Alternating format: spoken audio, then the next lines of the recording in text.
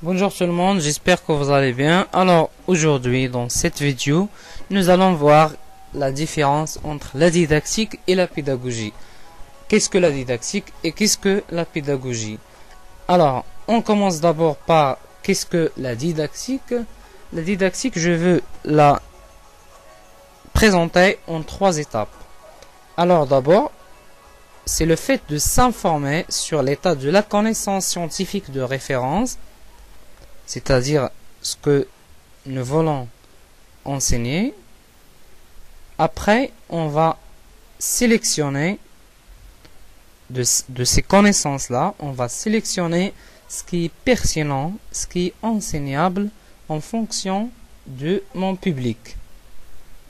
C'est-à-dire, si j'ai un public, par exemple, de première année du collège, alors lorsque je vais m'informer sur la connaissance que je vais enseigner, c'est-à-dire un texte narratif ou un texte descriptif extrait d'un roman, etc.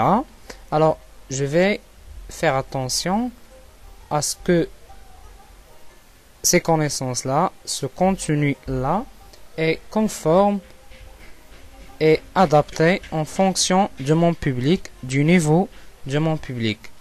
Alors, la troisième étape, je vais le transposer, c'est-à-dire ce contenu-là, je vais le transposer dans une pratique pédagogique, c'est-à-dire je vais le mettre dans un ordre qui respecte bien sûr la progression et je vais le présenter sous une certaine modalité avec des termes qui sont accessibles à mon public. Alors, la didactique accorde une grande importance à l'épistémologie de la discipline enseignée, c'est-à-dire la nature des connaissances que je vais enseigner et aux contraintes de la situation de formation. Pour la pédagogie, elle s'attache aux relations affectives dans la classe, au climat de la classe, c'est-à-dire tout ce qui est relationnel. Ensuite, la didactique questionne les savoirs, les connaissances, les contenus, etc. C'est-à-dire leur constitution, leur décomposition et leur hiérarchisation, leur transmission pour mon public, leur transmission à mon public et leur évaluation et à la fin les activités de remédiation. Pour la pédagogie, comme j'ai dit tout à l'heure, elle porte sur les relations enseignant-apprenant ou bien entre les apprenants eux-mêmes dans une situation d'apprentissage.